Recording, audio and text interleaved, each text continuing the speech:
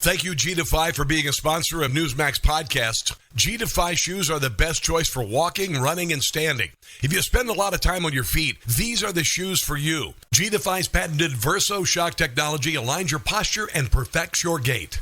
Go to gdefy.com and use the code MAX for $30 off on orders of $130 or more.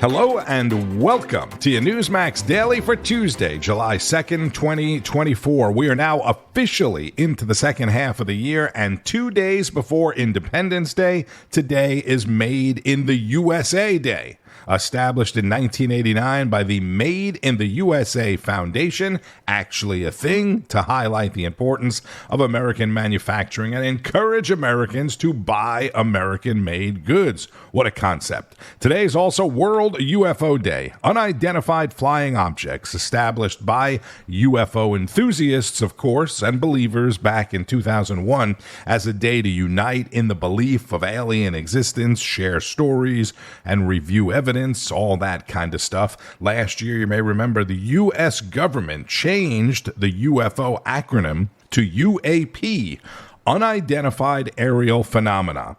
Remember the hearing on Capitol Hill with the pilots that testified about their sightings of strange, unexplainable things? Then the guy or guys that brought the mummified aliens in? I feel like that just kind of got swept under the rug, right? Oh yeah, here's some dead aliens on Capitol Hill in an official government hearing. Shouldn't we be hearing more about it? Shouldn't they be talking more about that? I mean, whatever happened to that whole thing? Mummified aliens. For now, the government and everyone else can't stop talking about President Biden's debate performance. Dare I say, almost like a mummified alien. Calm it down. It's just a joke. The Bidens finally returned to the White House from Camp David last night. They have a full day today, including campaigning, which I'll get to in a few minutes. Donald Trump Jr. is weighing in as well. That's always entertaining. But first, the other big story. Yesterday's ruling on presidential immunity from the U.S. Supreme Court, which was exactly what Judge Napolitano said it would be on yesterday's Newsmax Daily. We get more from Newsmax national correspondent Alana Austin from outside the Supreme Court on Monday's National Report. It is a 6-3 ruling. The bottom line is that this is going to delay the prosecution against former President Donald Trump. The reason being is because the High Court has ruled that there is a level of immunity for former presidents. However, the private conduct would not necessarily be included in being shielded from prosecution. So this is now going to go back down to the district court and Judge Tanya Shutkin. Perhaps there will be proceedings from here to determine what aspects of the indictment against Trump are able to stand, which ones need to be pared down. That could take months moving forward. So again, this is narrowing that window for Special Counsel Jack Smith to prosecute the former president. It is not a resounding victory, though, for the former president, as it does not say here that he has blanket immunity in all circumstances. We also see a dissent from the liberal wing of the court. We will be parsing through this opinion more in detail. We'll send it back to you, Sean and Emma. All right, Alana Austin live there for us with that breaking news. Sean and Emma also spoke with Trump attorney Alina Habba. Alina, with this ruling, can you share your thoughts? Absolutely. I think this is a good day to restore some dignity and civility into the American public and our legal system, our judicial system. It is incredibly important when one person is the sole executive branch that they're able to conduct business for the country and for our best interests without fear of coming out and being criminally and civilly prosecuted and persecuted. What we've seen come out of this Biden administration is sincerely disturbing. And I am really happy to hear the decision today. I think that the dissenting opinion, frankly, is exactly a description of what the current administration is doing. They say they're afraid of people using their absolute powers for the wrong reasons. Well, that's what the Biden administration has done. And thank you for the Supreme Court for stepping in and saying you don't get to do that. There is rights. There are protections for the president of the United States. We have seen a demise of it for the past 3 years, frankly. And I'm really thrilled today because I feel like this will restore some confidence to every American, not just Republicans, not Trump supporters, but American supporters and people that believe in our country and our Constitution and the way our republic is supposed to be run. Attorney Alina Habba on National Report. This should restore some confidence to every American, not Republicans, not Trump supporters, but American supporters who believe in how our country is supposed to be run. But of course, it's being spun as a major victory for dictator Donald Trump, or would-be dictator Donald Trump. And the meltdown, as you expect, is all over cable news. Take a look. Donald Trump is promising retribution. This decision poses a threat to democracy. Why was it one of the last cases that were put out? Why didn't they dispatch this quickly? Why was this at the very end? This is very frightening. Blueprint on how to end the rule. Are you arguing the hypothetical that was dealt with in the Court of Appeals about SEAL Team 6? What if the president decides that a political adversary is a threat to democracy and orders the killing? What is Trump going to do? If Trump gets elected and there's this idea that he can get away with even more stuff, that's really, really scary for the public. It's almost like a license to thug in a way. Like, you can do whatever you want, and the Supreme Court is probably going to let you get away with it. Yes, of course, it's the end of democracy for about the 50th time this year. In truth, this was not a victory for Trump. It's simply a victory for common sense.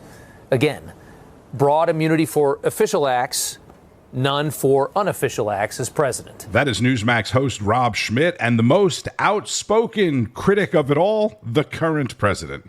This decision today has continued the court's attack in recent years on a wide range of long-established legal principles in our nation, from gutting voting rights and civil rights, to taking away a woman's right to choose, to today's decision that undermines the rule of law of this nation.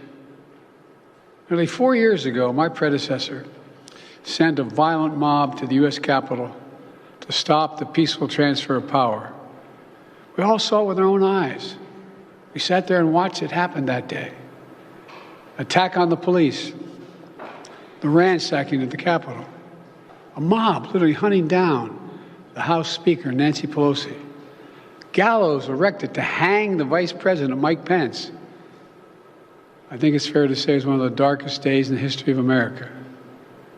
Now the man who sent that mob to the U.S. Capitol is facing potential criminal conviction for what happened that day. And the American people deserve to have an answer in the courts before the upcoming election. The public has a right to know the answer about what happened on January 6th before they are asked to vote again this year.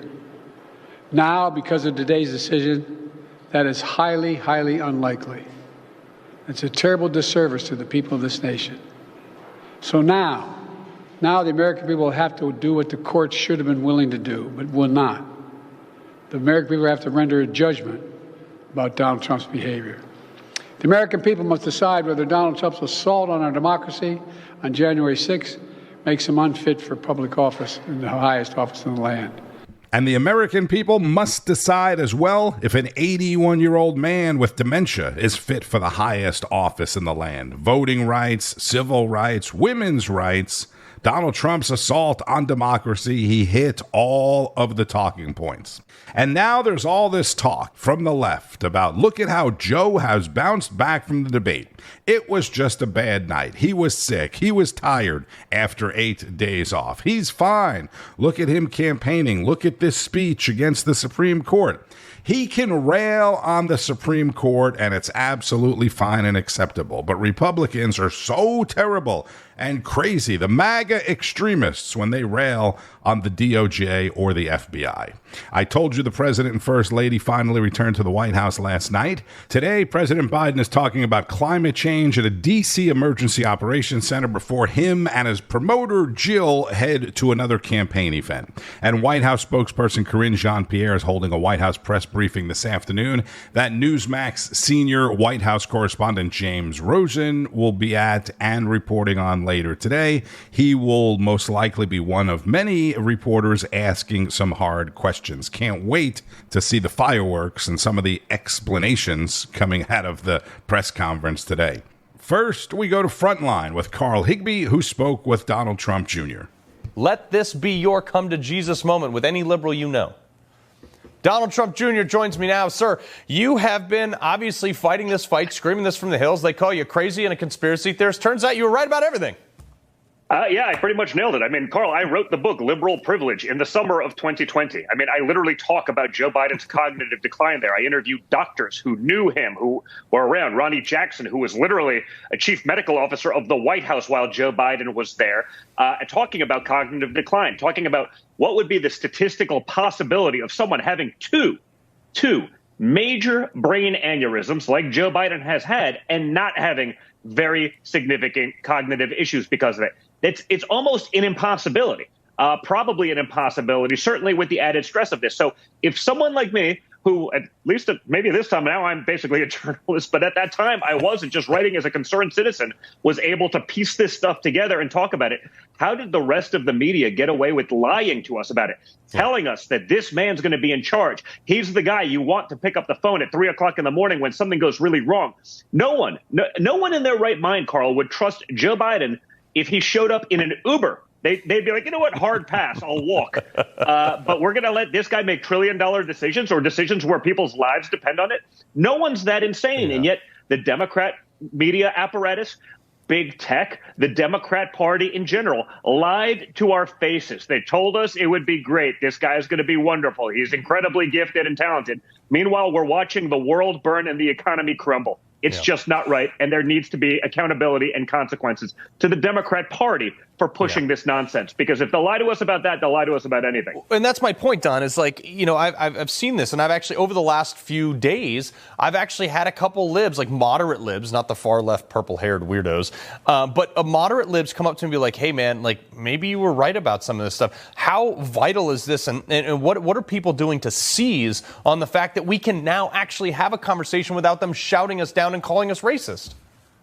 Well, listen, I think what we have to do is we have to get involved. We have to stop trusting the usual sources. Honestly, even a lot of, the conservative talking heads, I mean, they are the ones peddling a lot of these lies as well. We have to get away and break away from that uni-party in Washington, D.C., from the elites on both sides. We have to start working for the common man and woman of America.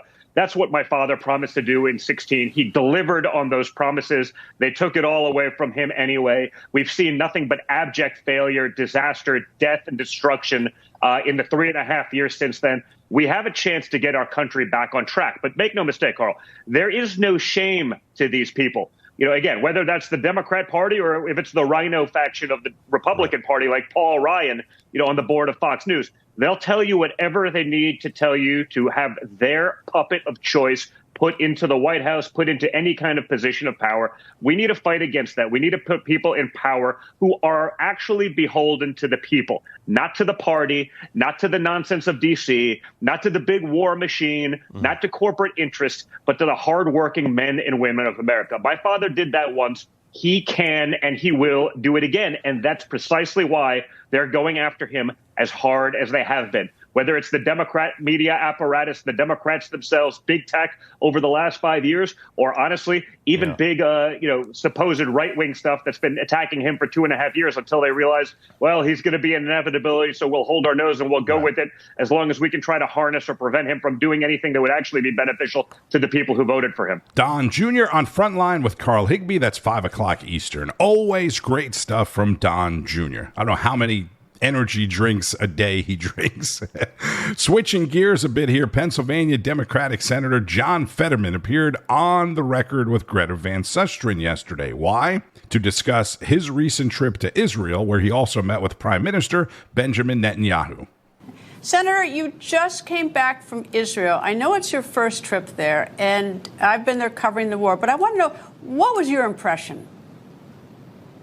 My impression is that Israel is still in shock, and things that might be part of a very remote part in the media conversation now, but the hostages are front and center.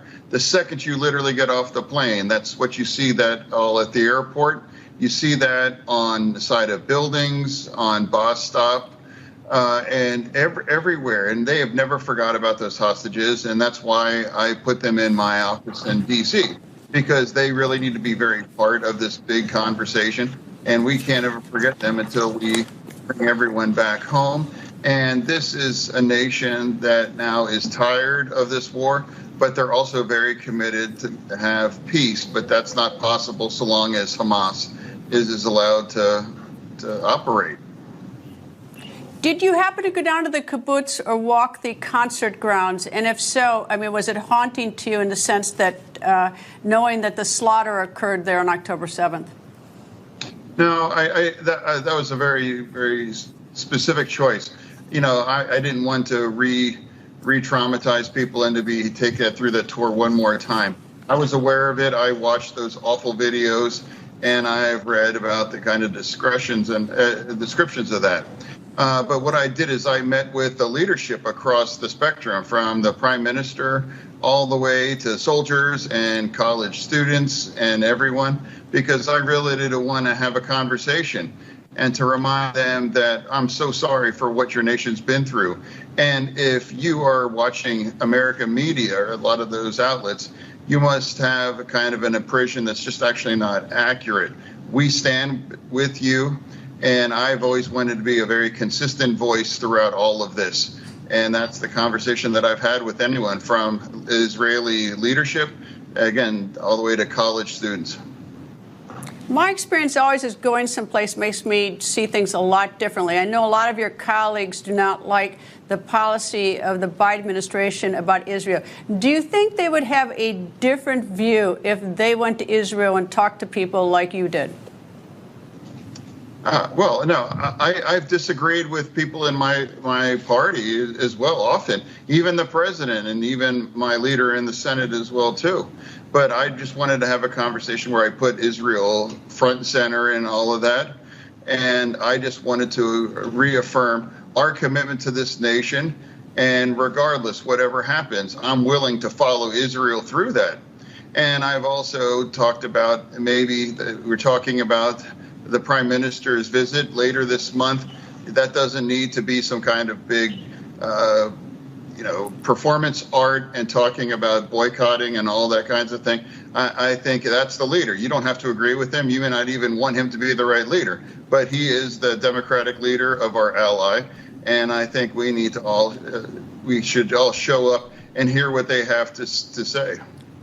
That's Pennsylvania Senator John Fetterman on Newsmax with Greta. I like a lot of what he said right there, for sure. But if you saw the interview, it was odd, or let's say different. I get that he's from Pennsylvania. He's trying to rep the blue-collar toughness of Pittsburgh and Philly. He obviously wants to have his own image, right? But enough is enough already with the hoodies. He wore the stupid hoodie when he met with Netanyahu. He wears the hoodie in the Senate. He wore the hoodie in the interview with Greta. It's in the middle of the summer. It was 90 degrees in Philly yesterday, and I realized, the interview wasn't outside, but he wasn't wearing the hoodie outside in 90 degrees and then came inside, right? Plus, he was sitting in some kind of brick room that looked like Greta was interviewing an inmate in some third world country, not a U.S. senator, not even a free civilian for that matter. Enough already. It's not a style. If he legit just got out of the gym or wants to act like he was, at the gym working out, then you should do the interview in the gym.